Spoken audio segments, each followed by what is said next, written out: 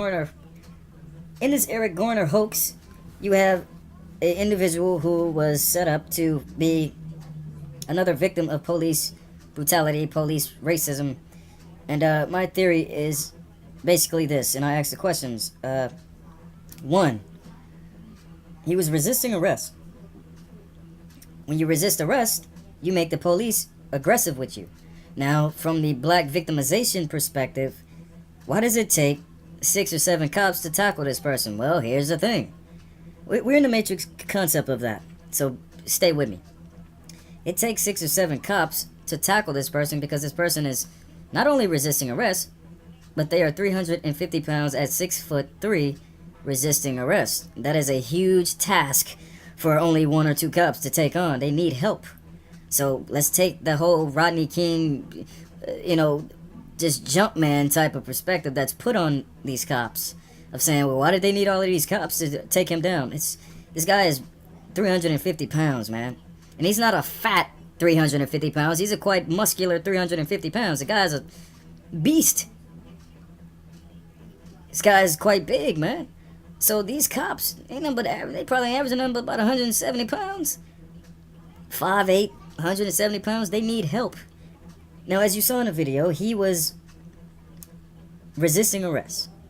Then, as the guy that put him in a chokehold, then all of a sudden he raised his hands up, because if you're resisting arrest, if you get put in a submission hold like that, you would try to grab their arm and all type of stuff. He didn't try to grab at his arm or anything. He put his hands up as if he was surrendering.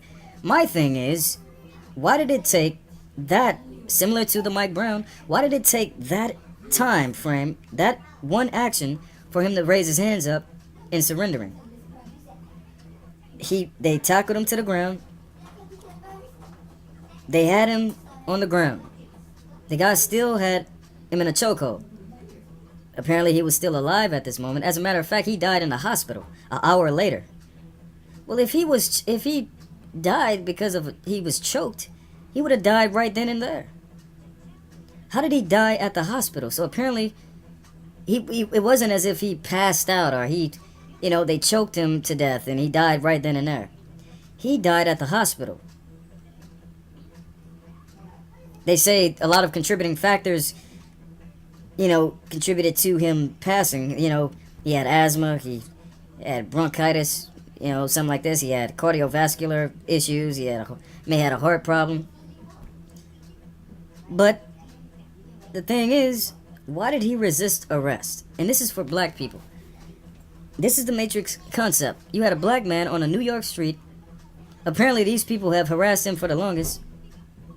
If you're doing wrong, you can't resist arrest. That is just the simple truth. If I'm out there selling cigarettes, selling drugs, whatever, doing all type of things, soliciting on somebody's property, and the cops are called on me, I can't resist arrest when they try to arrest me. I just gotta say with them, charge it to the game. I got caught, and that's it. The resisting arrest is something that he had in his criminal background. Also, he resisted arrest in his past, so this was something that he did anyway. See, what I believe is this person, although he may have been a criminal, he was paid to play a victim of police brutality to incite more riots and violence within the black community so they can enforce martial law on the black community. And you would say, well, damn, why would they do that? Well, here's the thing. Have you ever heard of the term sellout? I mean, the guy probably got paid. He said, all right, it's cool. I'll do it. If they're going to pay you money to act, these are tragedy actors, drama actors. We know the list of actors. You have the crisis actor. You have the tragedy actor, the drama actor. You have the riot actor. Right? These people are put in place in society to carry out an agenda to manipulate the targeted group. And you have black people rioting and protesting in New York about Eric Garner's death. But how did you even know if he's dead? And you say, what are you saying?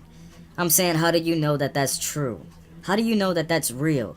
Maybe that's fake. Maybe he set up... because I'm just keeping it real with you. You had a guy recording the video before anything happened. So he was just talking to the cops and then somebody decided to just record it.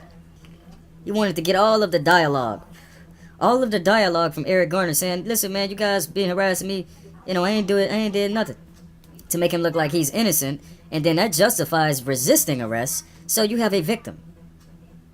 So, my thing is, listen, I'm a black male. I've been harassed by cops. This is nothing new. This is not something I haven't experienced in my life. I've been harassed by cops myself. So this is not me coming from some perspective of I don't know what it is. Just because I'm black, you probably ain't dealt with it, so you don't understand, man. This shit is, I've experienced. I understand what that's like. But I also understand, I'll give you a little something. If I rob a store, or if somebody called the cops on me for some type of criminal element to where I'm getting arrested, a threat, or whatever, somebody calls the cops on me, and I resist arrest, do you think I have the right to resist arrest when I threaten someone? No, I don't have the right to resist arrest. I just charge to the game, say I shouldn't have did that, now I gotta pay the consequence for threatening this person. They call the cops on me, shit, I guess go sit in jail for a minute, because I threatened the person. The person resists arrest with the suspicion, in the black victimization perspective, that he was selling cigarettes even though he's saying in the video, I'm not doing anything wrong. Well, you may have not been doing anything wrong at that moment. And conveniently, they had you recorded at that moment saying, I wasn't doing nothing wrong. So it's a black victimization. It's a crisis actor, tragedy actor, riot actor, drama actor. These people are getting paid to carry out this black victimization. And black people in society are falling for it because they want justice. In their minds, psychologically, they feel they have been mistreated. They've been stereotyped. They've been treated like animals. Well, here's the problem. If you act like an animal, this is the whole black accountability issue where black people need to hold other black people accountable. Because what happens if you just let them just go on floating around in society, next thing you know, they treat you as a race like what's presented through the media. It doesn't matter if you're a good black person, sophisticated, civilized. It doesn't matter. That's what they see in the media. And Maria, with her child that sees a black man, clutches her purse. A white lady clutches her purse when she sees a black male walking down the street. A white girl sees 3 or 4 black women thinking they may jump her because they don't like her.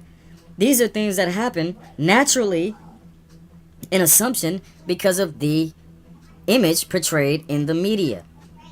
So stop looking to the media for these stories because, in my opinion, they're fake stories to provoke anger in black people, to run out and protest and cause all this ruckus, and you don't know the facts of cases. And this is what the media, some news stations will tell people when they go on their shows. You don't know the facts of the case. You can't go out and slander someone's image because you don't know the facts of the case. You're calling Officer Wilson racist. Is there any facts to support this? Is there any logical evidence? There's no logical evidence to show that person is racist.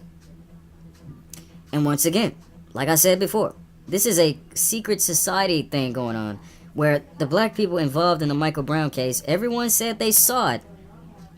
Oh, I saw him get shot. They murdered him. Nobody has it on video, on their phones. The people that sided with Officer Wilson, in my opinion, because they have some integrity, they're not trying to play no fucking victimization role. They said, no, Michael Brown committed a crime and then he assaulted Officer Wilson. They're scared to speak out because that black group, that secret group, would threaten them to keep them quiet. This has been discussed on the media. This has been discussed in the news already.